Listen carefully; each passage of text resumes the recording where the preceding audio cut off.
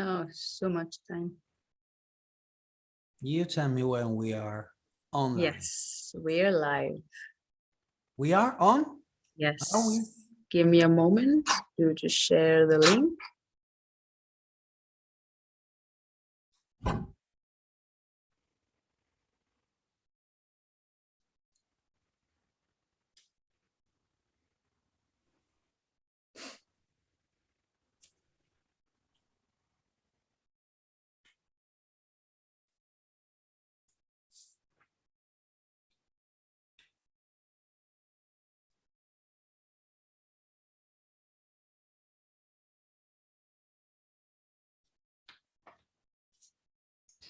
Okay, so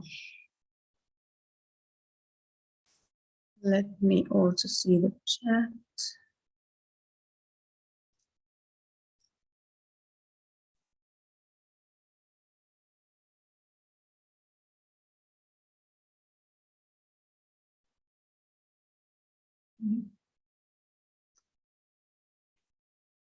Yeah, we're going to be waiting a couple of, yes, they're joining in. Hello, everyone.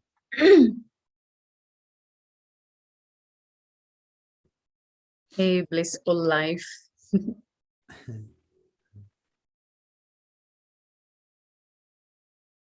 Hi, Swagata. So I want to see if I can read the question as well.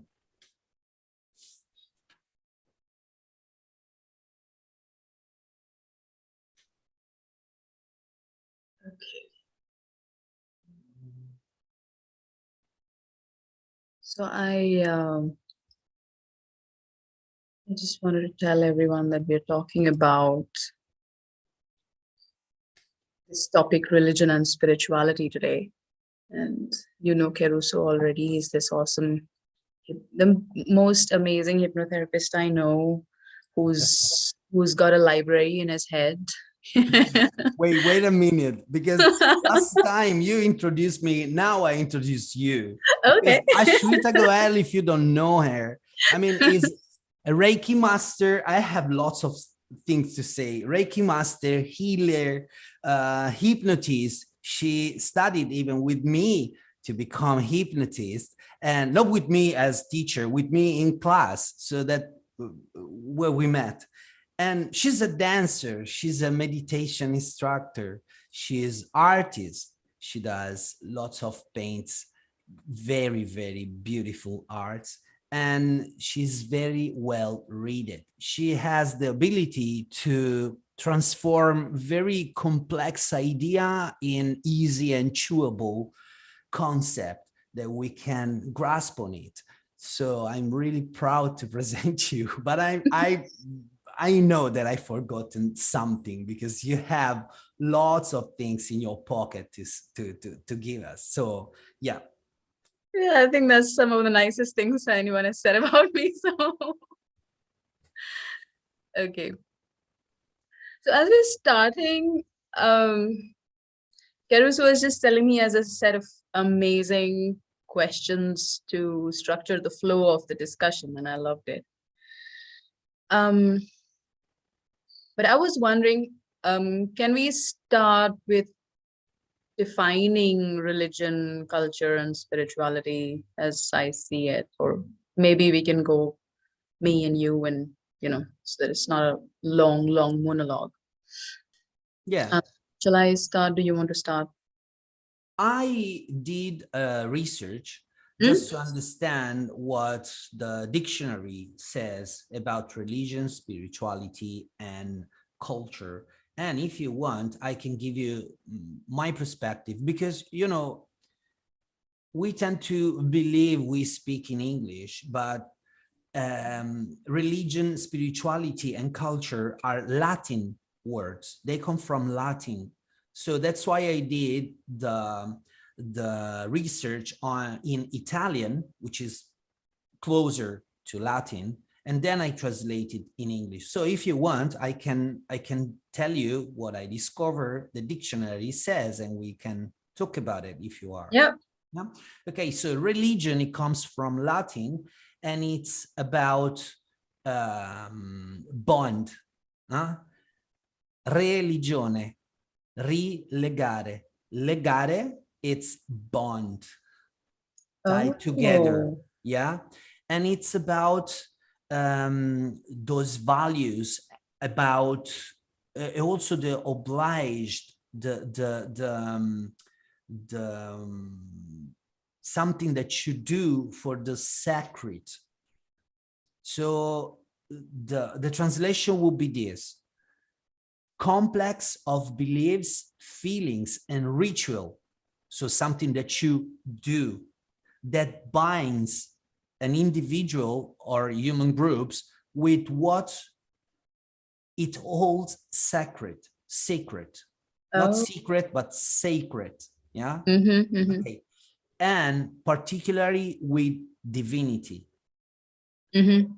So to me, religion also has a component. Of course, he's not here described, but there's a political component and a cultural component.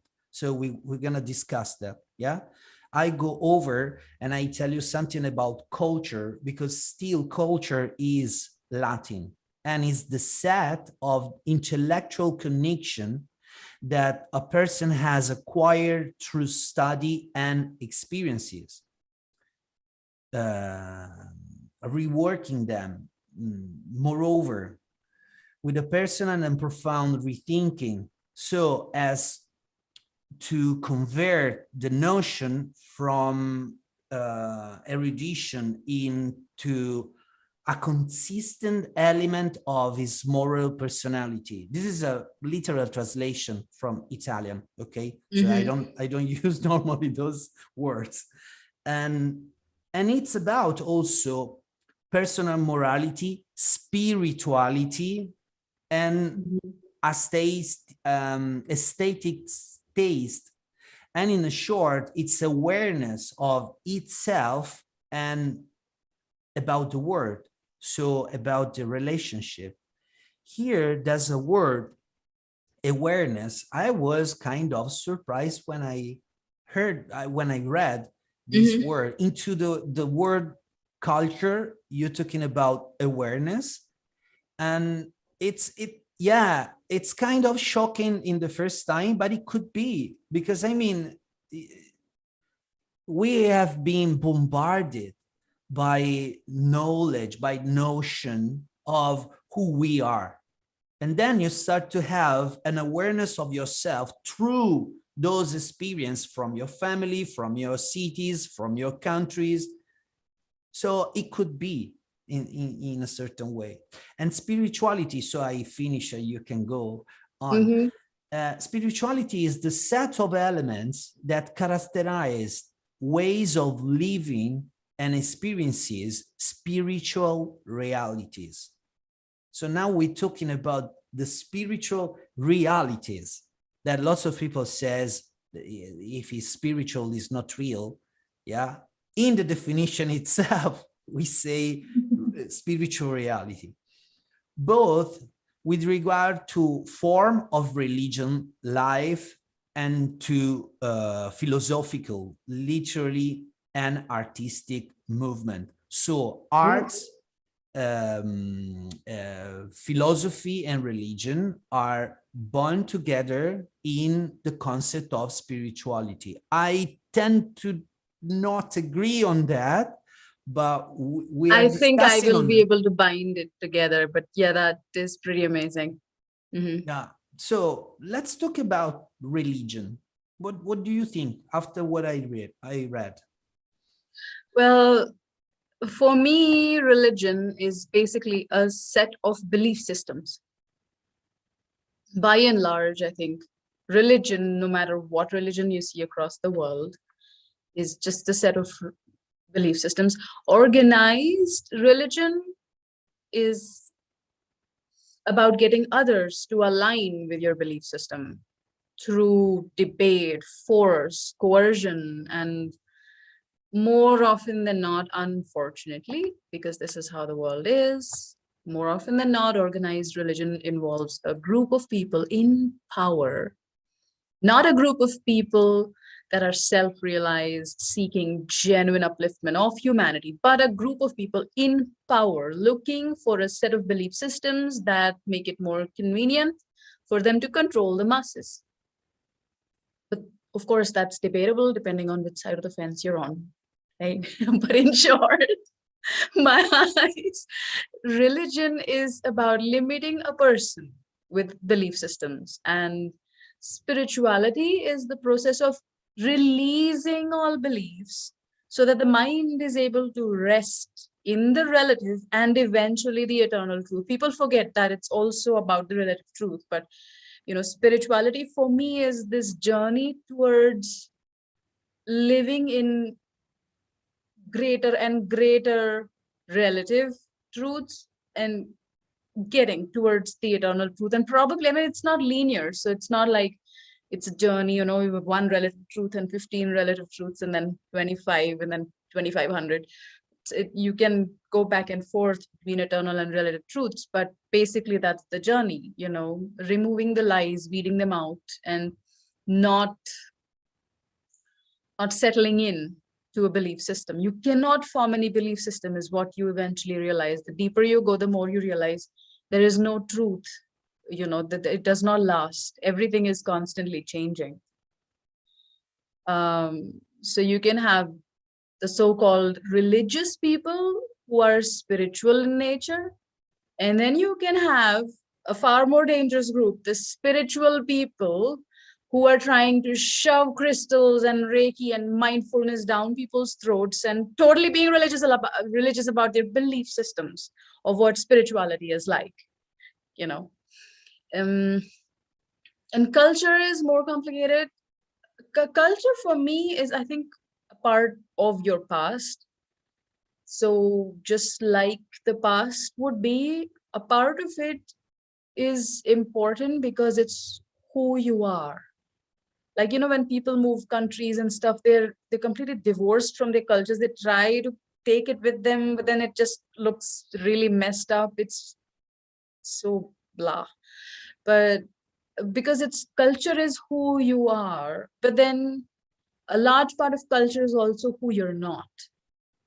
And so for me, culture is a set of traditions that have been continuing with or without reason and with or without context. Like for an example, Hindus think that sari is a very Indian, a very Hindu thing. But the truth is, originally, Hindus never wore a blouse. That was not part of the Hindu. I mean, both men and women had the same dress. They would just cover the waist. It was not, if you go to all the temples, this is what you see, because it was not Hindu culture to do that. That came from Greeks. When the Greeks started coming in, then all these ideas of modesty and everything started seeping in. So when you're wearing a blouse, you're not wearing Hinduism, you're actually wearing the Greek tradition, right? But you think you're being Indian. And the most common Indian dress, what we call the salwar kameez or the kurta pajama, that's not even Hindu, it's Arab. It's thanks to all the Muslim invasions that happened over here.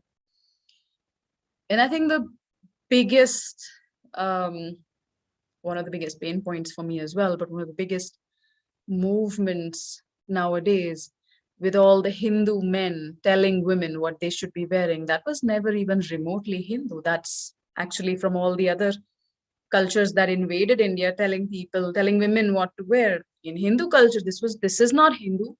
So if you're being a Hindu telling your wife what she can and cannot wear, you're not being Hindu. I don't want to name religions, but you're being very different. You're acting exactly like those religions. But you think it is your culture because you did it, your parents did it, their parents did it. It's become your culture now. But are you really being Hindu? No. So culture, according to me, is just this really messed up set of belief systems plus actions plus words. I see it as carrying the emotional corpses of our ancestors, just carrying their dead bodies, continuing as traditions, practices that work in another time and another context, in a completely trying to take that and apply it in a completely different time and context now, where it may or may not be relevant at all. So, of course, that's not to say that all aspects of culture are irrelevant. I love my culture, I really do. But so it's not like all of it is irrelevant or stupid. But the point is merely if we follow something as culture, it's blind. And we don't know the difference between what is actually helping us grow and what is just the baggage of our ancestors in the name of culture. You know, like telling women what to wear, that's baggage. That's not culture. That's stupidity.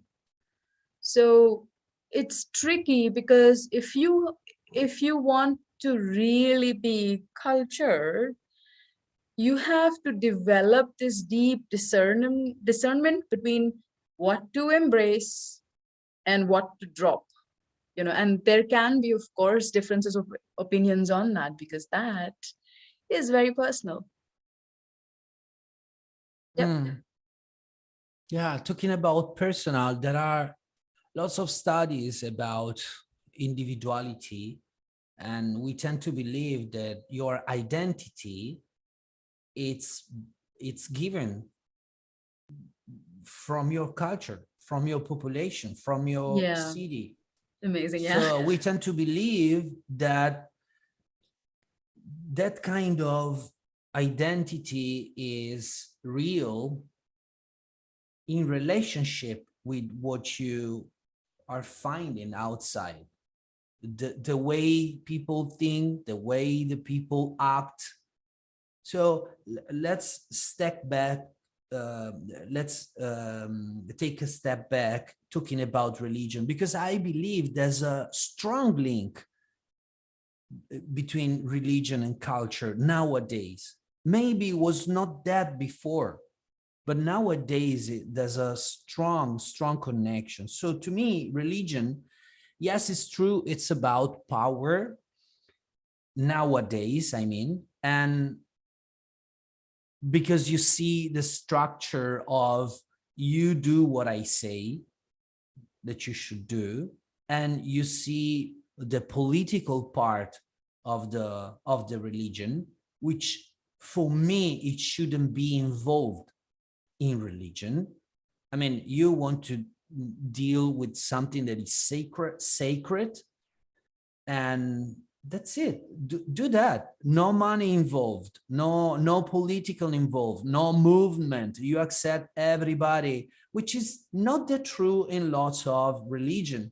And as you said, we don't want to offend no one. I mean, we embrace the whole planet, but we know that some religion, they don't accept you if you are not from that blood, or if you don't accept you if you don't convert your family, all your family, or your family system as well, all your children in that religion. So married is also something bonded with religion, and that part, it's not for me. I mean, I do not agree on that, and we're missing a lot because Yeah. that. Okay, this is my perspective, my humble perspective, my humble opinion. Okay, I don't want to offend no one, and this is about power. But then, somehow in the definition that I read, you find that religion, it means rebond with God. It's a kind of path that lots of people already did, and they teach you how to do it. So in somehow you have this Brahmins family. Yeah, it's a caste, I believe. Yes. Is it? Yeah, okay. So they know something that the population don't know. And if you want to do something connected with spirituality, they should tell you, because they know. So I tend to imagine a religion like this. I mean, I know the path, the journey that you should do, I tell you, and I connect where you are and where you want to go. That's religion, rebond, reconnect you with God. But then obviously it's a perspective, because there are lots and lots of ways Yeah. to The go. thing is, You know, Hindu is a name given because the British thought we were from the Indus Valley civilization, but I mean, that's not what we call it, right? In Hinduism, we don't call it a religion. It is not a religion. I I mean, if you look agree. at it, there are so many subsets. We address it as Sanatan Dharma, which is the natural way of life. That's really all it is, you know. So our scriptures are not about telling you what to do and what to not do. So, like, I've been an atheist for the first few years of my life, and I was still a Hindu. You know, nobody tells me, oh, you don't believe in Krishna, you're not Hindu, get lost. No, nobody tells me you're going to hell because you don't believe in Krishna, you know. Or you can choose one god and say, oh, you know, I don't think Shiva exists, I like only Krishna and nobody else is important, and you're still a Hindu. Or you Mm. could say, no, I don't think Krishna is nice, he just flirted around with girls, I like Shiva. Okay, you're still Hindu. Mm. You know, you can have completely contradictory belief systems and you're all just still under the Hindu bracket because Yeah. you know, so there's so all the texts do is they just define the uh, the dharma, you know, mm, the duties, what learning to discern what is right and wrong. Actually, yesterday I got asked by a student of mine. He said, how does karma work? And I'm working on making a podcast of it because I sat down and I was like, whoa, that's a PhD question. Like, how am I supposed to answer that? You know? Yeah. So Karma is a big topic I in was like, India. uh, this is why, because I've never, like, I have read the Bhagwad Gita at one point and I was like, I never really, I was like, yeah, okay, it's okay, you know. But I mean, yesterday I was like, oh, wow, okay. This is why we need the Bhagavad Gita because we had access to it from so early on. Like when we were kids, my mom used to read out a few lines every day in the evening. So we just got that, you know, just took it for granted all these years. I just know these things because my mom read this when I was in school. But that's why people need to read the Gita to understand the differences, you know, in karma and understand how karma works and what's right and what's wrong, developing the discernment. So that's what the books are about. And when you're talking about these Brahmins, of course, I think in general, we've had like a deterioration of human values because we've become a very money obsessed, power obsessed, fame obsessed culture now. It's not about being genuine and authentic, and you know, people are not really interested in each other anymore and stuff like that. But the way it used to be was it was very personal. Like in Hinduism, there's no one size fits all, you know. Mm. It has unfortunately become very much like this. People that consider themselves gurus just go around and give one diksha and they just think, okay, I'm done, I'm your guru, now you're supposed to follow this for the rest of your life. But they have no uh, you know, responsibility towards you. Tomorrow you're in trouble, you need help, they're not there, they don't even know you exist, Mm. you know. So it's very disturbing. That's not what a guru was supposed to be. They're supposed to be there for you, someone who has walked the path. And I mean, those are called acharyas, those who have walked half the path. I consider myself in the acharya department. I really don't see myself as a guru, but somebody who's like just walked further than you know, and they've seen more, they've learned more than you, and they can turn around and just, you know, show you the map, draw you the way and stuff like that. And those people can help based on their experience. And the gurus are those who are like the full blown enlightened masters, and they help you. And every single person that they help, it's so different because they take the person and then they tell you how it's done, you know, which is really not how religion works. I And agree. it's not about convincing a single other person about, you know, the your way of life. Yeah, I agree. And the more I study your culture, uh, the more I understand that differences are not a problem. You Yeah, live in differences. You live in different, how do you say, puja? You live in not different. just puja, right? I studied in a convent school. We used to go and pray in the church before every exam, please help me pass, and put all that water and do all this. And, our Father in heaven, my sister was in the choir. She used to sing Christian hymns. I still like Christian hymns more than Indian, bhakti songs. My friend, her name was Durga. Okay. And she used to do the whole 1 month fast along with our Muslim friends. And she was so skinny. I used to worry that she would faint, but she would do it. So like this is the India that I grew up in. It didn't matter what religion. We've brought Christmas trees Yeah. home and celebrated Christmas. Yeah. And that's why I'm telling you, the religion that we have in our mind as Westerner, even if I halfway through because I'm Italian, Yeah. it's a kind of different. I don't consider myself Christian and Catholic. I don't agree with lots of religion. But beside that, the religion that we have, they tend to say to everybody, that's the way you should be, all of you. So we can manage the population in one way. That's it. You do. That's the truth. But in that way, religion becomes a gate between you and your God, between you and what you are supposed to do. And I do not agree in that, because if really it's a path, it should be walked differently. I mean, my feet are not your feet, are different. Yeah. So there's a commonality, but differences should be more pushed in our society. Otherwise, we tend to say, we are the normality and you are different, go away. And it happens lots of times in our culture. So, but yes, why I mentioned the Brahmins? Because in my mind, I tend to refer to Brahmin like in the old age, we had, how would you call the preach? Priests. Yeah, people who had lots and lots of culture, and the population had no culture. Yeah.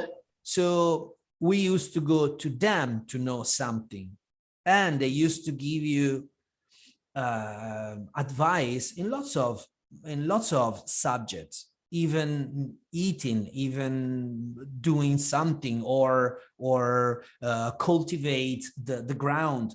Okay, they were expert in lots and lots of things. So maybe I said Brahmins because I do that kind of connection, but I know you have lots of figures, lots of ways to manage the knowledge. But it's somehow here in the Western society, the religion can manage also a ritual, let him become a tradition. And when it becomes a tradition, you get involved in culture, and you start to do every year the same thing, and you have normality on that, and you are now in that culture. So in somehow, even if it's bad to say, but religion design a set of culture, and the people on the power of the church, they divide countries through the power of church. So, and this one is another word, the church. It's not religion. Church is the headquarters where you go and you manage something of the power. Yeah, it's not even a kind of temple when you go and pray. Because for me, if you believe in God, pray. You don't need to go anyway. Exactly. Done. You don't need church. You don't need property. Yeah. You know, we have one of the most rich church in the world, which is absurd because, you know, Jesus Christ was a poor. It was saying you shouldn't have nothing, live your life. And nowadays the church has everything, and the Pope show up with lots of gold in your neck. No, no, man, My you're God. not even close to what you are preaching. Okay, so that's why I have that kind of aversion to the word religion. And as you said, there's a power involved, there's manipulation, there's no, no, no, don't do like this, otherwise we lose power. Yeah. Mm. And I believe power is in each of us. It's not because someone is better than me or than you, or no, we're the same level. I mean, there's not even a level, to be honest. Yeah. Yeah. So, but the culture that you are in, it's been formed by convention, beliefs, faith, and then it starts to give you, when you're born, an identity. I mean, if you're Muslim, if you're Christian, if you're Hindu, you start to believe yourself in that kind of set of rules that society gives you, and you create an identity. And because we know that the Pygmalion effect, you tend to react to people, relate to people in relation of what they think about you. So if you think I'm a good person, I tend to express my good person identity. Mm-hmm. If you believe I am a piece of ass, yeah, yeah, I did it. So I cancel myself this time. And yeah, because, you know, You're a piece of donkey, Caruso. okay. So sometimes when you believe that someone is a bad person, they show up as a bad person. Yeah. So the society in somehow has this power to give you an identity. And if you are trapped in that identity, you don't discover yourself. In fact, you teach me sometimes that your identity is not even yours. Yeah. I mean, when you get inside, the more you get inside, the more you discover you're not that. The famous philosophy, the Advaita Vedanta, they use this neti, not this, not Yeah. that, and you discover you're not even what you're supposed to do Yeah. or think. So in that way, religion for me, it's out of the game. Nowadays, we should dig more into spirituality, which I believe it's a journey inside. And Yeah. when you come out of yourself, you say, you know what I discover of myself? That kind of quote unquote, let me say, divinity in myself. And and yes, I mean, you were talking also about karma, which is a huge topic. And I was Next time. wondering, yeah, and I was wondering if next time we could spend a little Yeah. bit of time talking about karma. And also, I have my ideas. Being not Indian, it could Mm. be curious, you know, as someone from outside defining karma. But let's see if someone says they are interested in this topic, I'm because sure lots of yeah, them will yeah, be. yeah. I have two main points to make over here. One is it's becoming organized religion. Spirituality is becoming organized religion today as well. It's very painful to me. All these big corporations taking up spirituality, marketing spiritual gurus, and telling you, oh, it's completely fine for you to chase that Mercedes Benz. It's a spiritual thing to chase that Ferrari. It's a spiritual thing to chase that 6 bedroom house. Abundance is your spiritual. Come on.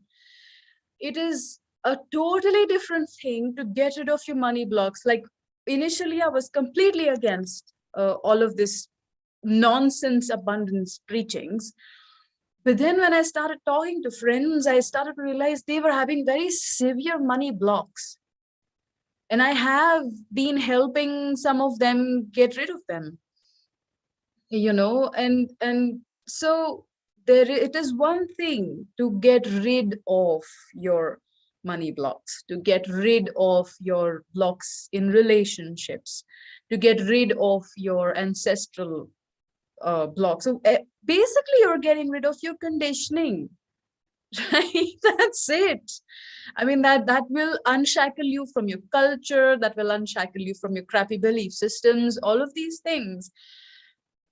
But it's a completely different ball game if you're going to make spirituality about chasing.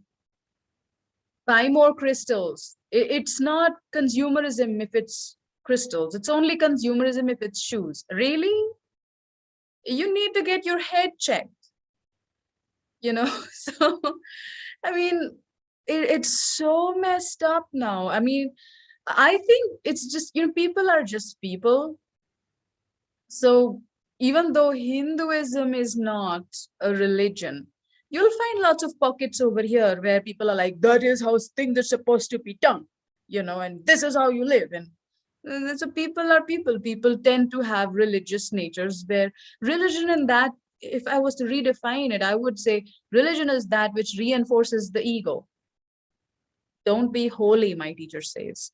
So that was the one thing that I wanted to say, that we cannot rely on what we commonly perceive as spirituality anymore, because a lot of that is organized religion being peddled in the name of new age, or I don't know, whatever other name, by the corporations so that you can make them money.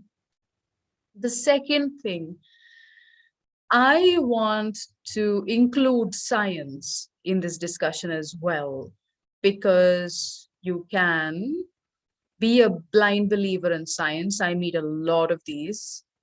And science can also in fact, completely function like organized religion with big corporations destroying the careers of experienced scientists and doctors that cause them losses instead of profits because they stuck to the truth.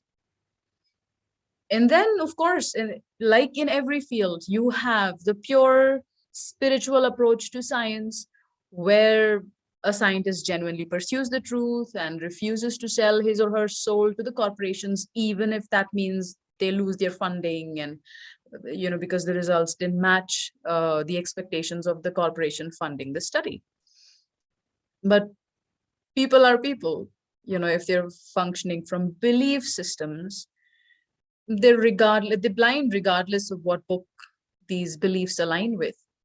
So scientists can be equally blind and dedicated to defending their belief systems. You see scientists hating other scientists all the time, and they're neither of them. The whole approach of science, and this is where I see science and spirituality as the same, actually, because the foundation of both is just to chase after the truth.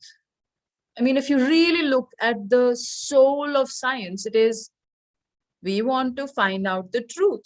It's just that science tends to go about it in a more technical way, and spirituality tends to go about it in a more, intuitive. And science is outside, spirituality is inside. That's the only difference. But the core objective is really the exploration of truth, and that has been corrupted in science as well. So you can't just meet a scientist and say, oh, so you're not blind, not blinded by science. No, that's not necessarily the case. So I see a lot of people that are christened by science as well. So, yeah, I mean, you're touching a good point, because there are lots of scientists. They try to transform the sacred texture in something scientific. oh, Yeah, so they try to analyze, and they try to see if science, it can get inside. So from the science perspective, they coming back to Vedas and see if it's true or not. And from the religion perspective, science is underlying their truth. So you see, now you realize that we were right.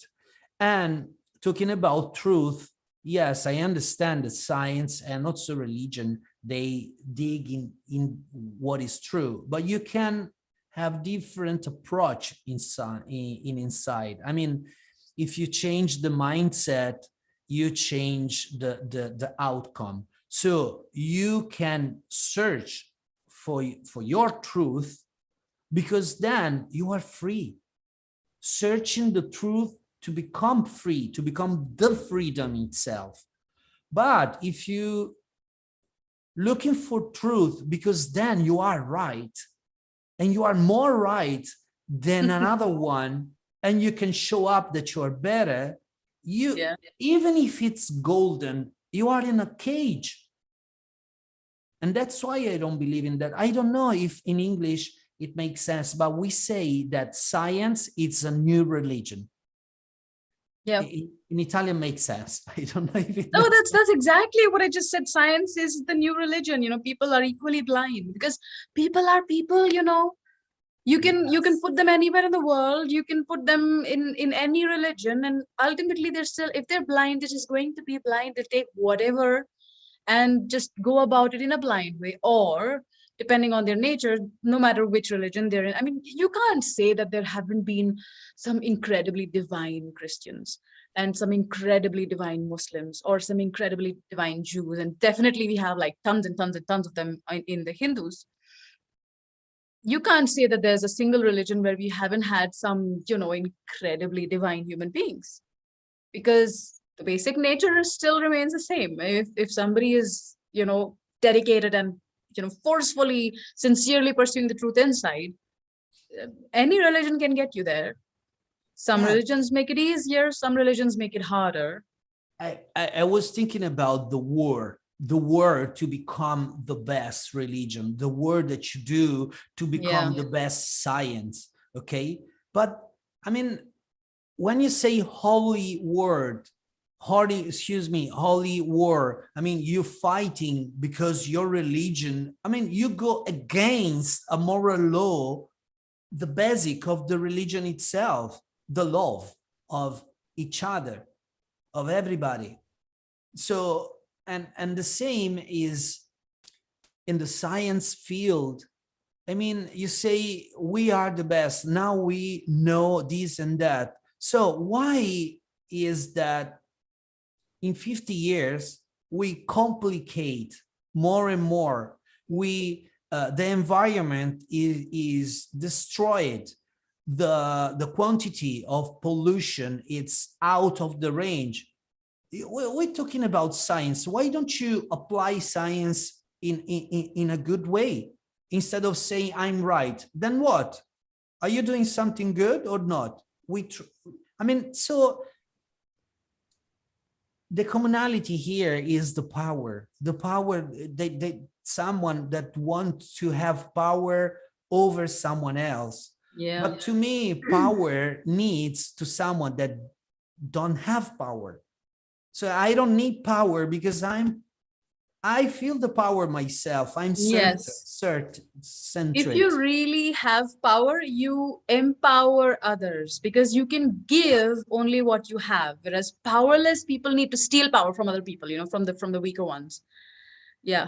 That's how I see it. And talking about religion, I discovered that in India, when you do all the journey of yoga, which is not just asana, we already said too many times.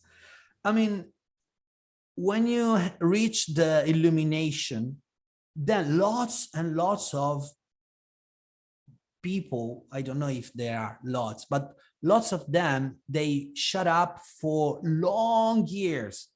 Yeah. I just read that one man, it stayed like 15 or 20 years, not saying nothing. because he was chewing and chewing what he discovered himself. And then, because lots of people was asking, he started to teach to someone else. So a teacher basically it becomes his journey as teacher at 70 years old. I mean, they really grown old. They know what they do. Instead of nowadays believing in this kind of spiritual yoga, whatever, that if you posture yourself in somehow, you feel And you look fine. pretty and you wear small bikinis and make nice Yeah, poses. yeah. And the most important, you have the pinky mattress where you sit down and you take your iPhone to have a selfie where you're doing loto position or Yeah. whatever.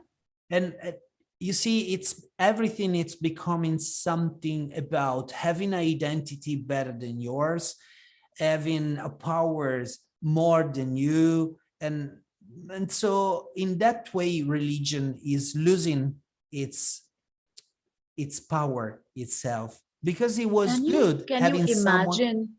Can you imagine if we just said yoga is about making peace with your jiggly belly? It would not sell. Like, maybe you exercise, but you exercise because you love your body. But maybe that jiggly belly never goes away, and it's about learning to love that anyway. But yeah. Yeah. And there are a lot. I believe it was yesterday I was speaking with a yoga teacher, and I said to her, listen, but when I think about yogis, they don't practice all the asana every day. They practice 4 or 5 to restrict that kind of work they doing inside, and that's it. They don't need to spread the knowledge everywhere because so that they are cooler. Do you It's know why they actually do the asanas? Do you know the real reason? I don't believe so. The whole point of doing yogasanas is to develop such a flexibility and strength in the body so that you can sit without moving for 3 hours. That's Yeah, the whole idea. It's called yeah. asana siddhi. It's kind of beyond 2.5 hours. So you cannot do that unless you're healthy beyond a certain point, right? Your knees have to be strong, your back has to be strong. So the whole idea of doing asanas is so that you can sit without moving for 3 hours. How many yoga teachers are actually doing that? Because that's I point of asanas. I not even know if they have 3 hours a day free to do that, or they believe they should do that. I mean, I was listening to the Swami Sarvapriyananda, and he was saying a still body quietens the mind. So a still body in a still mind, and then you start to meditate on something really complex. And he was telling a story when he was really young, and he was taking the path of the to become a monk, and he was not capable to stay seated. I mean, it takes effort for Yeah, a young guy. for So anyone. Have you tried? Like I when I was tried, but in I cannot. when I went for Vipassana, they insist on this at least, don't move for an hour. And my capacity of sitting comfortably was about 30 minutes. I could push it until 40 or 45 minutes. And it was so difficult. And then one day I was like, you know what, to hell with it. And the teacher, like the woman who used to ring the 1 hour bell, she would usually fall asleep and start snoring. I don't know whether she was sleeping, because now I realize that some people can snore even in meditation. But the male teacher would be often like, the time would be up and I'd be like, and she's still snoring. I mean, you're waiting, tormented, waiting for the bell to ring, and she's asleep or she's snoring, whatever. And so this one time I was like, I don't care. Today, no matter whether she rings the bell in an hour or an hour, 15 minutes, I am not moving until she rings the bell, come hell or high water. Oh my God, like the moment I crossed 45 minutes, I'm like, it's done, right? We're done. 1 hour is up. Because time gets this way, like 1 hour is up, 1 hour is done. And then it's like, it's almost as if you've poured kerosene and set fire. The fire spreads. It's like your legs are burning. And I'm like, oh God. It's like everything, it's like on fire. And the whole point of Vipassana is to keep your focus in the body. Oh, and the moment she rang the bell, though, I just got up, which is not what has ever happened. Like if every single time at the end of the meditation, I'd be like, stretching this, like, oh, and then, okay, now I can get up. But I just like all of that was gone. I just got up and walked out, and I was like, wow, what just happened? It was so powerful. But like, yeah, it's lethal to try to just sit without moving. Yeah. And I know, I'm into breath work. I breathe normally 20 minutes, half an hour every day, and I meditate. So I started to sit in the loto position, but I cannot. So I discovered You I mean the can meditate. lotus or the siddhasana or the sukhasana? Which one? Oh, Because lotus is the feet like this, and that's the hardest one. yeah, I would like to No, get that one that's because I no, but that's so discover my much. back. It's really resting comfortable, but I cannot. So I'm But that doing, is so hard. yeah, Sukhasana is better. This is so much easier. yeah, but I cannot do neither of those. So Oh, I bend my knees and I try to stay there. And I discover because I usually meditate on in the water inside of swim pool. I can do okay. it because my body it weighs less, so I don't compress my knees, but still the journey to stay 20 minutes in that position is long, and I don't care. I'm gonna reach that point. I don't care. And it's a journey as well. Yeah. But then I see lots of people saying, I've been 2 weeks in India and now I'm master of yoga, just because they are flexible as natural. But I agree that when you are flexible in the body, your mind is flexible as well, because we tend to not remember that mind body is a connection. You cannot separate. We speak it in different way, but it's connected. If the body hurts, the mind hurts, and vice I'm versa. not so sure. I would have said completely yes, probably even until a couple of weeks ago.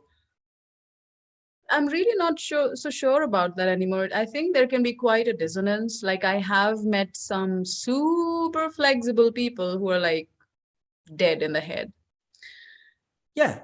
And then there are people in wheelchairs that are so not Yeah, but I, human. I I was not saying that because you are flexible, it is flexible also your mind. But Yeah, if you are flexible, you help the flexibility of your mind as definitely. well. So it helps balancing yourself. Yes. But it's not, I mean, beside the posture, yoga is a long, long, long tradition. And we were speaking about Bhagavad Gita, the Sri Krishna. He says karma yoga a lot. Karma yoga, the yoga of doing just because it's right to do, and you do it. So yeah, maybe we can deal with that yoga, karma yoga, and karma concept the next time, the next round. Yeah, and I think I would use that to sum up this thing as well.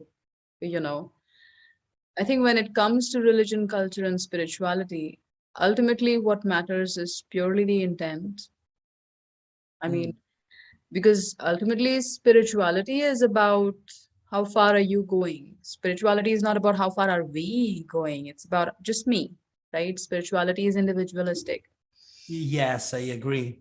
So, and so is intent, and so is sincerity. You cannot be sincere in a group. Like it's, you cannot measure that. You cannot say I have a group of 5 and we're all equally sincere. You can't say that. You don't know that for sure, because there is always deception on some level. You can be deceiving yourself, they can be deceiving themselves, they can be deceiving you. Mm. All you can account for is your own sincerity. And if you are motivated by that Ferrari or by that 6-bedroom bungalow on the beach, then it's religion. And if you're motivated by shattering everything that you've built over the years, all the belief systems and all the protective mechanisms and everything, then you're spiritual. So you just answered those questions that I want to ask you or debate in the end of our round of this too much noise that we have. So the question is this: does one need religion to live and express his spirituality? I think it provides a fair foundation, but it also depends on the leaders. See, if we take the Hindu perspective of this, going through the journey of the soul, I think religion, that structured religion, even in its corrupt form, is actually needed when you're in the sacral chakra level of development. I mean, the first few lifetimes, you're in the root chakra level of development where, it's all about survival and learning basic skills. But then after that, you need this organized religion and the structure. So if that's the level that you're at, then you're a blind believer in science or in a religion or, whatever. And then as you go beyond that, and then you have the power struggles of the solar plexus, and then that's where most of the world is at, because it's all about money, fame, power, and everything. But then if you go beyond that, the moment you start crossing the heart, then it's about relationships. You value relationships above everything else. And that's where, like, you start actually touching happiness. And I think that's where sincerity actually starts coming in. I don't think you can be sincere in the first 3 parts of the journey. Like, what will you be sincere for? But the moment you start experiencing relationships, the moment you start experiencing that it's not that satisfying without truth, no matter how uncomfortable that truth is. There's a hole in your heart that gets filled when you have an honest, genuine relationship with someone else. And then it starts crossing over to the throat, where you start speaking your truth. And then you start going into the third eye, where, like, that's the only point in your journey where you're willing to shatter everything that you've gained all these years to, like, push through to the ultimate truth. That's where spirituality actually begins. So, and here it's all the art and stuff. I never heard something like this. You always you have this ability to shock me every time. Yeah, I feel blessed, because I never thought about chakras like this. I mean, you see, you have this ability to make complex thing really chewable, even for people the ground level like me. Yeah, it makes lots of sense what you said. It makes lots of sense what you said. I like it. Anyway, my answer would be no. Does someone need a religion to express his spirituality? No, my answer is no. I know lots of people, they don't believe in religion. They don't have an hierarchy of a structure, but they feel a lot. They have a good bond with nature, with animals. Somehow they express their spirituality. I think I agree with you on that. Yeah.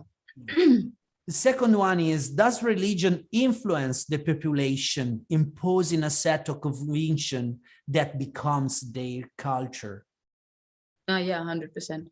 Yeah, you see, we were talking about the power of politics. Yeah, Yeah. they move money so that you need to do that kind of job. You need to believe in that kind of research. You need to do that kind of choices. Yeah. And I can, think I think the real answer is like so complicated, because I would kind of attribute that to the heavy population that we have. And again, the population is happening because, our economy is structured so pathetically that we depend on more and more people. I mean, we're basically destroying the earth, but who cares? The economy is thriving.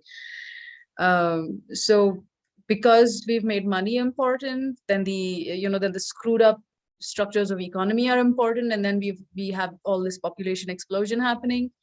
And because there are so many people, then you want a simplified system to just keep the masses in control. And then the only way you can do it is to keep them blind, because you have a whole bunch of awake people. It's messed up. It's going to be so hard. So then you have to use organized religion to control them and move them around as per what suits you.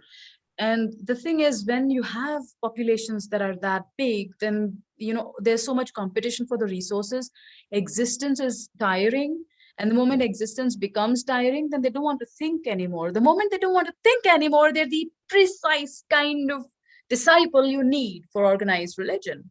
I agree So it's 100%. perfect. Yeah, and, beside what you said, that I agree 100%. I don't want that people start to think that we are talking about a conspiracy theory or something. No, we are talking about our ideas. We're not blaming no one's. Yeah. Do whatever you want, but I agree 100% in what you have said, because if you have someone not capable to think, it's a machine. And you can say, mop the ground, sweep this, do this job, and that's it. Great, good guy, do it again, all the life. So yeah, this one is shrinking down the anyway. I was saying something really important, but then you interrupt me, and I Sorry. have to. No. I write it down. So when we talk about spirituality, and it becomes from Latin spirit, spirito, we refer indirectly to the word soul, anima, because in Latin they had this translation. So when you are speaking about spirituality, it's true what Ashwita said. It's the path of the soul. That one it is. So don't divide soul and spirit in this episode, this round of too much noise. When we are talking about spirituality, we are talking about that kind of expression of the soul, yeah, which is so important in the Hinduism. You talk a lot about soul, about you call it also, well, it's not well translated, but it would be Atman, the Atman. Okay. Next answer.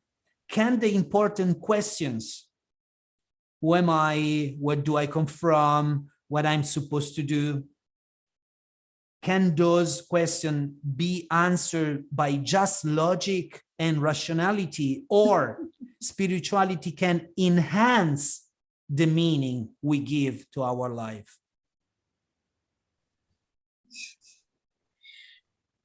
I don't know if you know this story. It's a legend. I don't know how true it is, but it is said that a man went to the Buddha and he fell at his feet. He said, I've been to so many gurus and nobody can seem to answer my questions. Will you answer my questions? And he said, I will answer every single question that you have to your satisfaction, but I have a condition. How sincere are you? Are you willing to meet my condition? He said, what do you want me to do? He said, stay here, meditate for a year. And when he said that, they heard the sound of laughter. This guy was like, why is someone laughing? And the Buddha is like, no, don't feel offended. Why don't you go and ask him? He's been here a while. Just go and talk to him. So this guy walks up to this guy who laughed and he's like, how could you laugh? Do you have any idea how much pain I'm carrying? Like there's all these unanswered questions that I need answers to.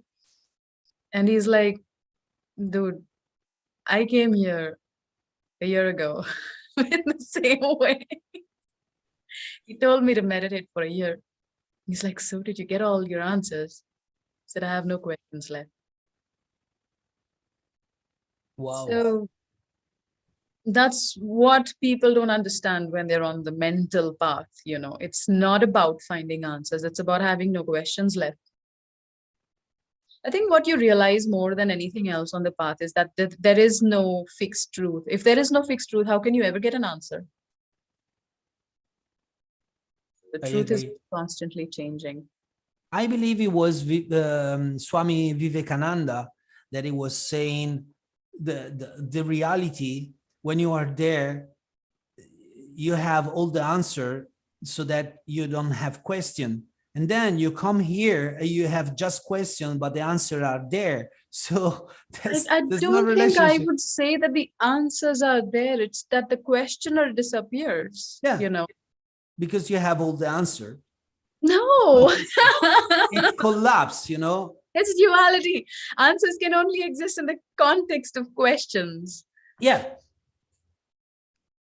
The questioner. Oh, yeah, you say the way around. Anymore. Okay. Now I get it. Yeah. It There are no answers because there is no one to ask questions. There's nobody home. It's empty. Okay. So you see the answer, a consequence of a question. Yes. Okay. But I do understand what he was implying also, but when you bring it down to the level of logic, it's not the way people understand is absolutely not how it is. Yeah, it is not possible because in a non-dual reality, you cannot use word because words are dual. Yes. we already touched those kind of Isn't themes. there is a proverb that says this, but I can't remember it. The Tao that can be spoken is not the Tao. Yeah. Sarva Priyananda was saying reality doesn't appear in see is not reality. If it appears, is not reality. Yeah. So but there are ways to trick the mind to let us kind of transcend the meaning of the words, but you cannot describe something that is not describable. So exactly. So to me, spirituality can enhance the meaning of our life. Obviously, just spirituality and not logic, not rationality, not mind. It would be just one part. We need both, I believe. So if you look at that 50-year Harvard study that said the quest to happiness basically can be summarized in three things. Someone to love. Well, ultimately, spirituality is very deep self-love. So it gives you someone to love because, come on, most people don't actually love themselves. So if you're on the spiritual pathway, you learn to love yourself. So spirituality gives you someone to love. And then the second thing was something to look forward to. Well, you are looking forward to the journey, you're making the journey. It's something to look forward to. And what was the third thing? It was remember the third thing? Nope. But okay, these two things, spirituality. Looking forward something Buddha to do, I think it was, which also, Buddha was saying it's important to have a scope in life.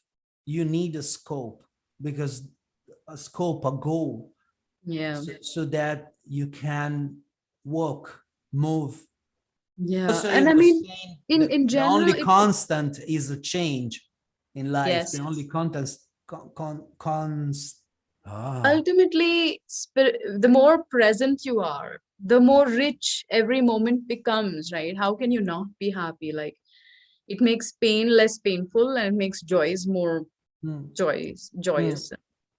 So of And course, for someone that are listening now or watching this round of too much noise, sometimes spirituality doesn't need a God relation or some practice. Sometimes spirituality can be expressed by sensibility or just listening of what is inside. That's it.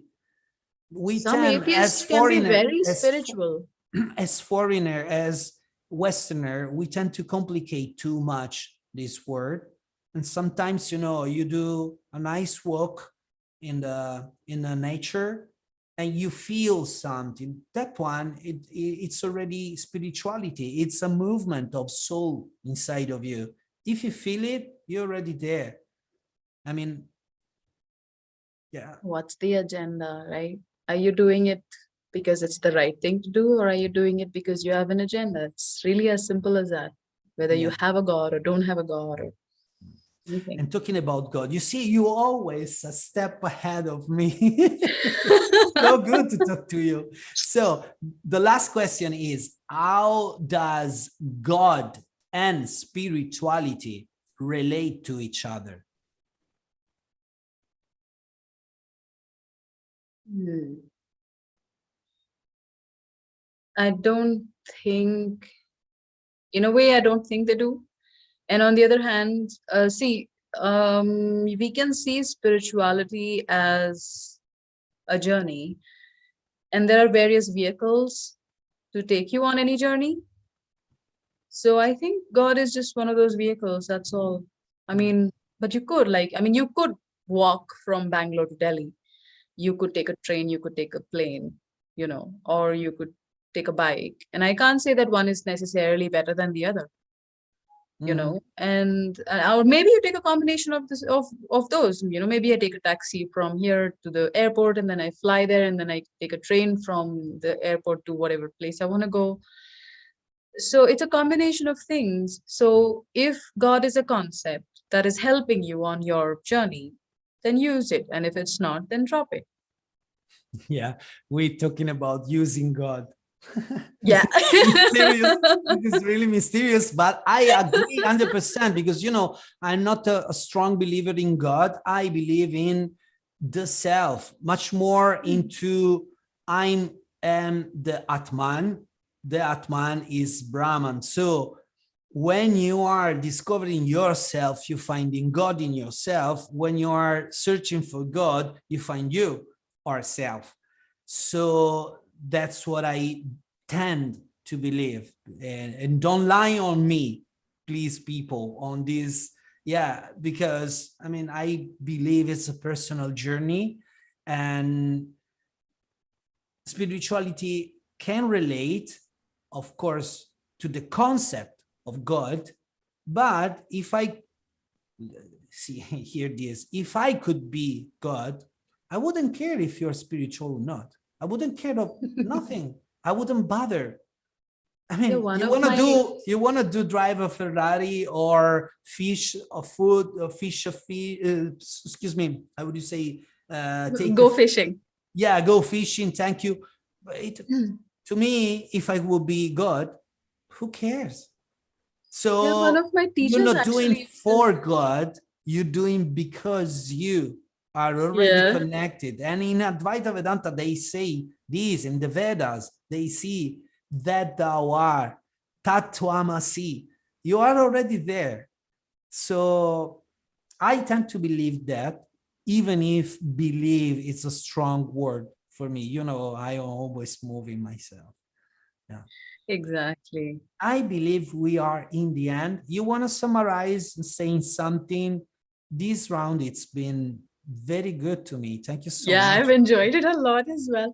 Yeah, I think I just sum it up with this much: intent and sincerity, you know. it's what helps you refine religion if you are following a religion. It's definitely what helps you refine culture.